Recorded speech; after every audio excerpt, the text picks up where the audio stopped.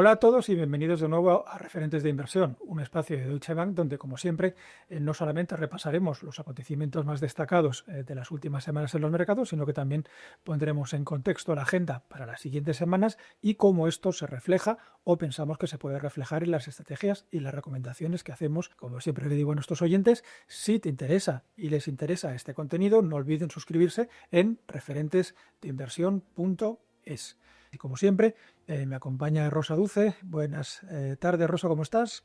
Pues muy bien, la verdad, encantada de estar aquí otra vez. Una vez más, 2025, un año ya con más pasado que futuro, penúltimo episodio de este podcast en 2025 y va siendo hora de empezar a hacer un poquito de cuenta y paga de cómo salió el año, ¿no? Contexto. Que por lo menos yo, si tengo que poner un titular, diría que mejor de lo esperado. Sí, claramente mejor de lo esperado, porque ¿quién nos diría hace un año, ¿no? Cuando esas dudas sobre qué iba a pasar con el resultado de las elecciones en Estados Unidos o qué iba a pasar luego con todas estas medidas después a lo largo del año? La primera parte del año fue muy complicada y la verdad es que mes a mes, bueno, de hecho hemos cerrado el sexto mes consecutivo de subidas del Standard & Poor's. Un año en el que han pasado cosas, entre otras, que nuestro querido IBEX por fin ha recuperado los máximos, esa cifra un tanto icónica durante todos estos años, 18 años, hasta volver a recuperar los 16.000 puntos. Con lo cual, un año interesante y, como tú bien dices, que empezaba con un poquito de titubeo, marzo, abril, esas caídas fuertes, también hablando de la posibilidad de que hubiese una recesión, de que no lo hubiese, mucho debate de tipos de interés.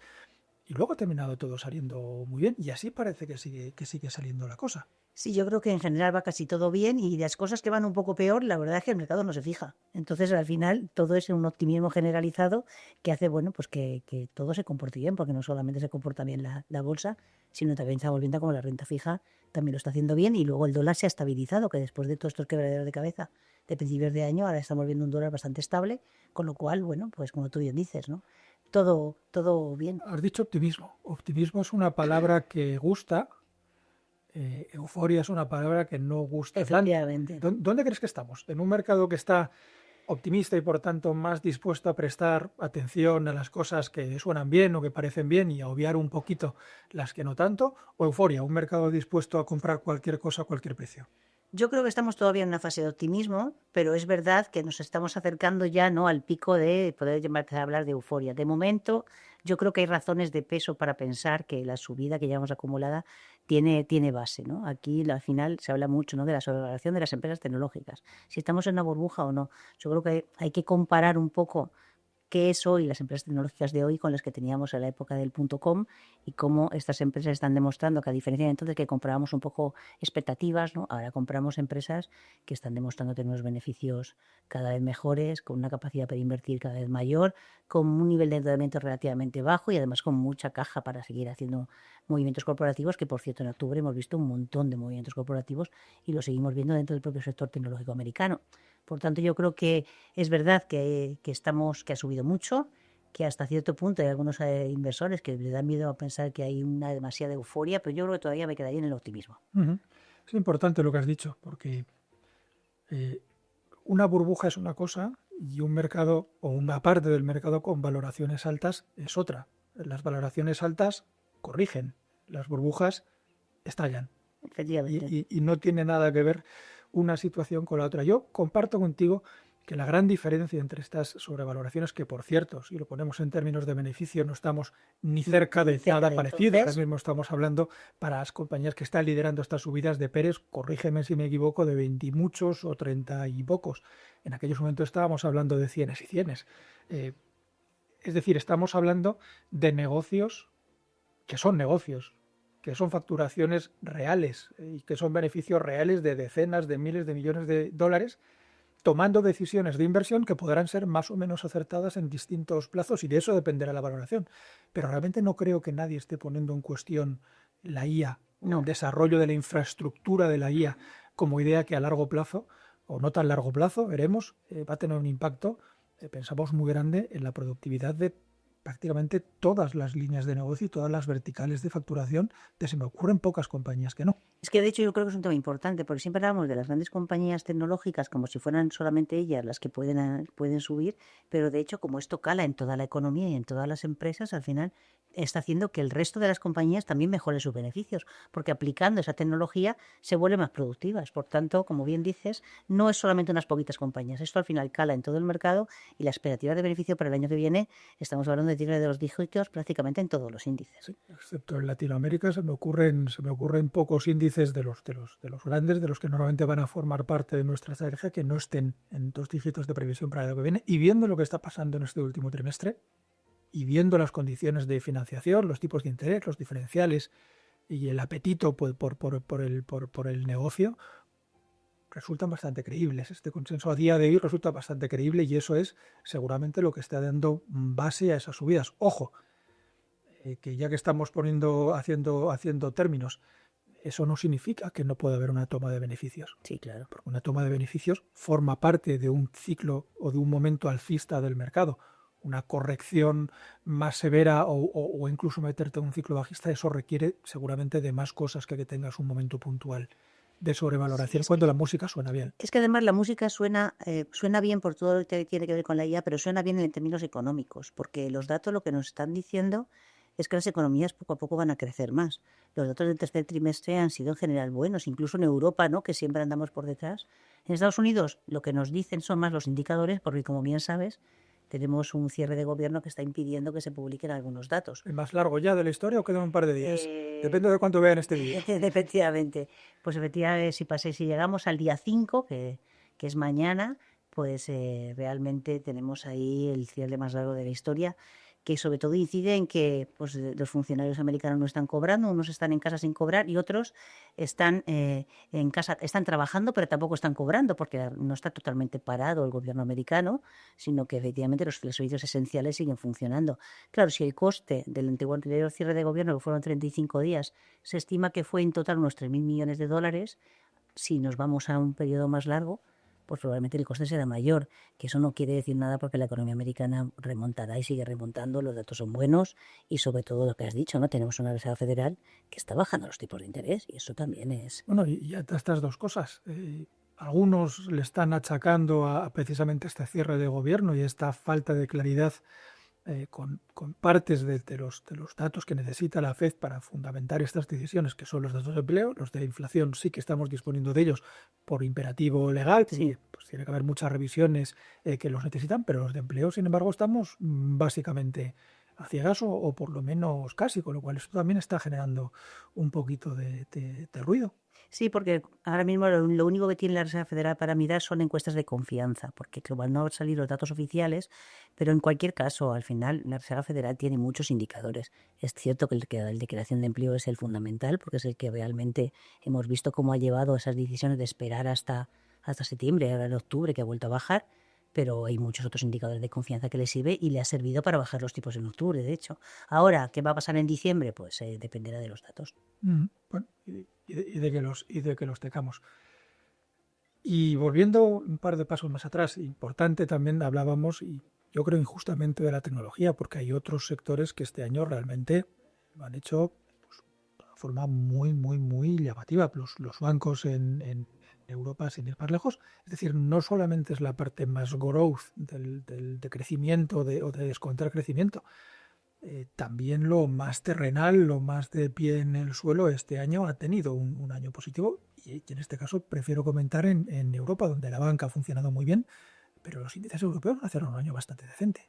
Sí, yo creo que en Europa también la economía está mejorando, lo que decía antes, los datos de crecimiento en tercer trimestre han sido en general buenos y luego además estamos viendo cómo todos esos programas de impulso fiscal empiezan a calar. Es verdad que el tercer trimestre la economía alemana se quedó plana, pero es que el gobierno aprobó realmente todo ese gasto a finales de septiembre. Ya solo este trimestre tienen que gastar mucho dinero presupuestado para este año.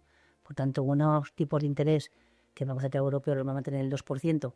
Incluso podría bajar un poco más, pero se van a mantener bajos, con mucho dinero fiscal, mucha inversión para relanzar un poco el crecimiento en Europa, añadido a estas nuevas tecnologías, pues hace pues efectivamente que las empresas europeas lo estén haciendo. Se ha añadido un dólar, no sé si barato, pero desde luego ahora mismo no caro, y a un barril de petróleo estable, y este sí, podríamos decir, barato, no pinta tampoco mal para Europa. No, por eso, yo creo que cuando hablamos al principio de hasta qué punto estábamos hablando de especulación, ¿no? O demasiada euforia o simplemente un optimismo basado en datos reales, yo creo que estamos ahí, ¿no?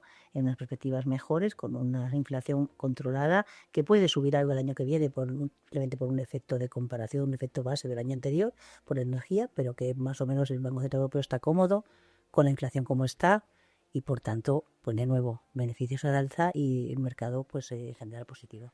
Y lo no tan bueno, las cosas que siguen, las chinillas que siguen teniendo en el zapato, y te voy a hablar evidentemente de aranceles, te voy a hablar de la relación multilateral con otras partes, pero específicamente con China, te voy a hablar precisamente de que ese dólar se pueda volver a mover agresivamente o el precio del petróleo. ¿Por dónde vemos los riesgos? Yo creo que en primer lugar, efectivamente, de las negociaciones que ha habido entre Estados Unidos y China en Seúl se ha salido un principio de acuerdo, pero es un acuerdo que realmente, por un lado, solamente es por un año, o sea que parece más una patada para adelante. Segundo, tampoco sabemos muy bien los detalles, con lo cual hay que concretarlos y nadie descarta que en cualquier momento cualquiera de los dos países implicados tenga alguna salida de tono, ¿no? que haga que el mercado se ponga nervioso. Luego, por supuesto, la geopolítica siempre está ahí, siempre nos puede apañar, nos puede dar algún disgusto.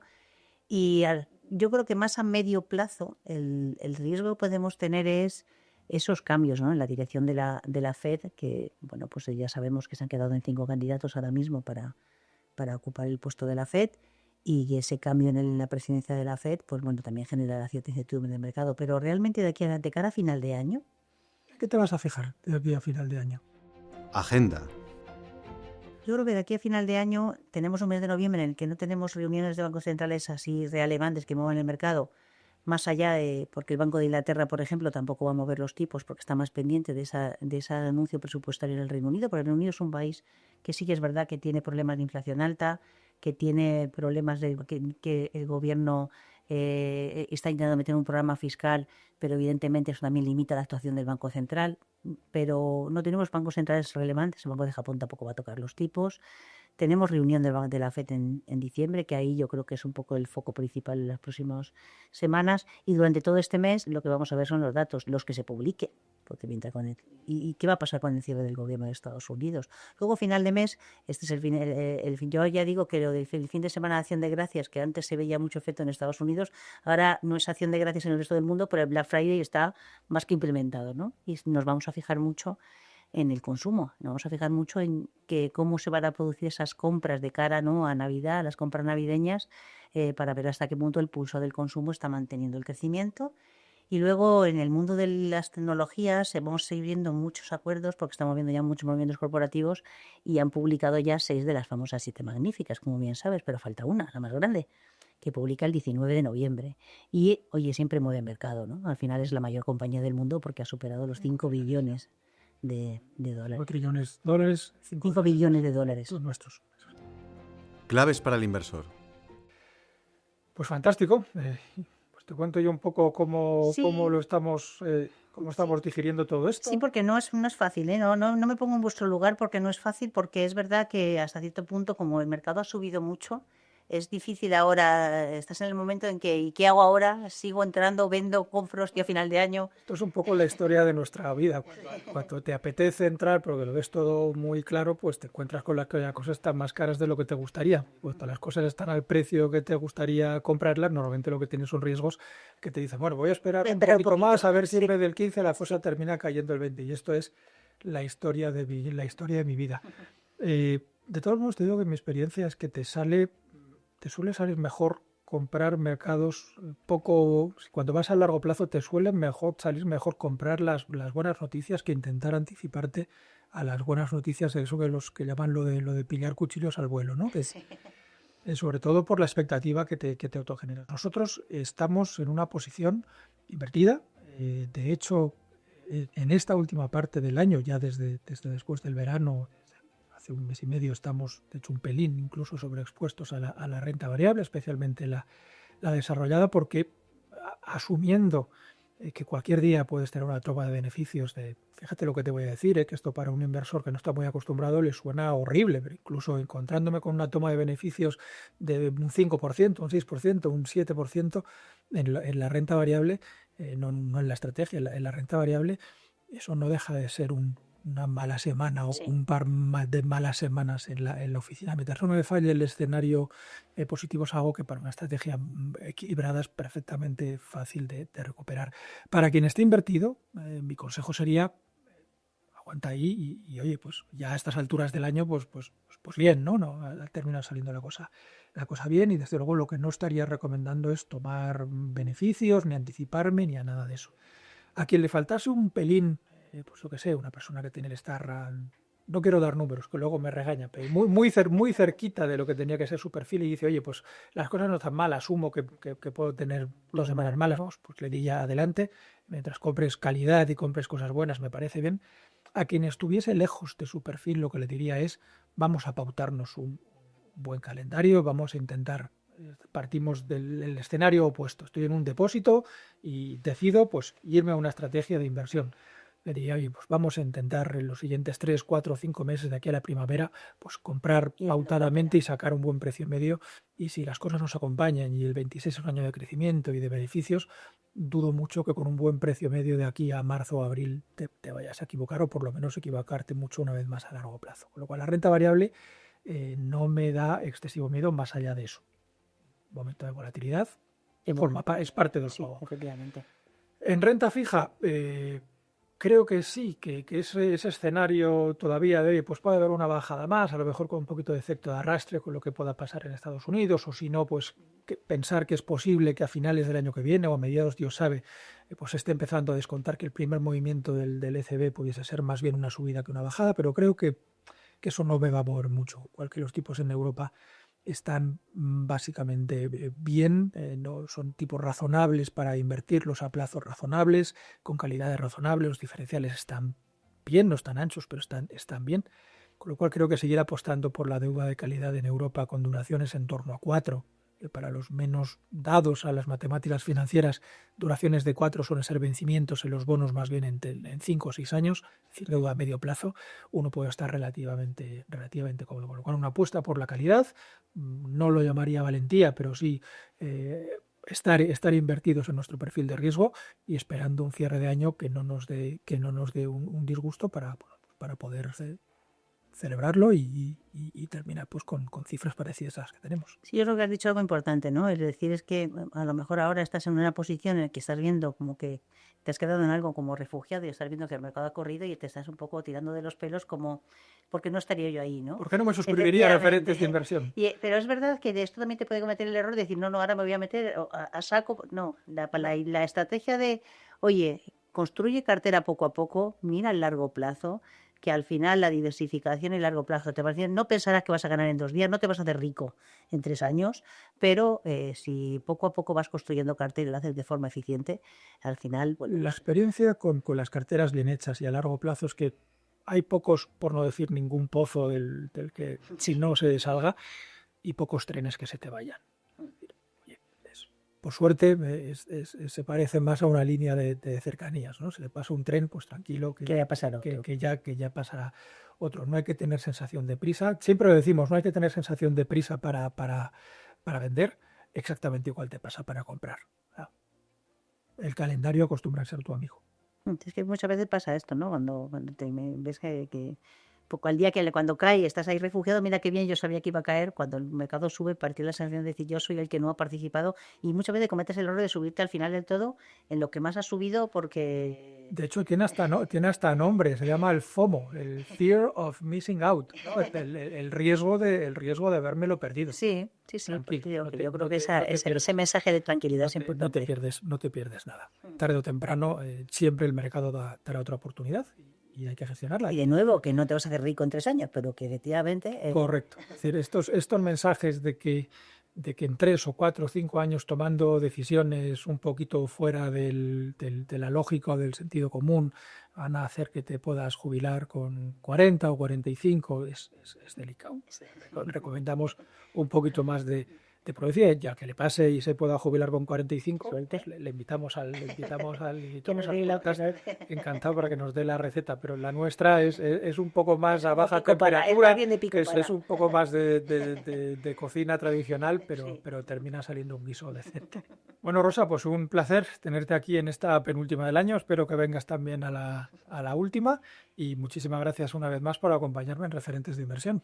Pues la verdad que placer es mío, sé que nos lo pasamos muy bien tú y yo contando lo que pasa en el mercado. Desde Así luego que que aquí nos veremos para pensar un poco ya qué va a pasar el año que viene. Pues hasta la próxima, Rosa, y hasta la próxima, queridos oyentes y videntes. Recuerden, como siempre, suscribirse en referentesdeinversión.es.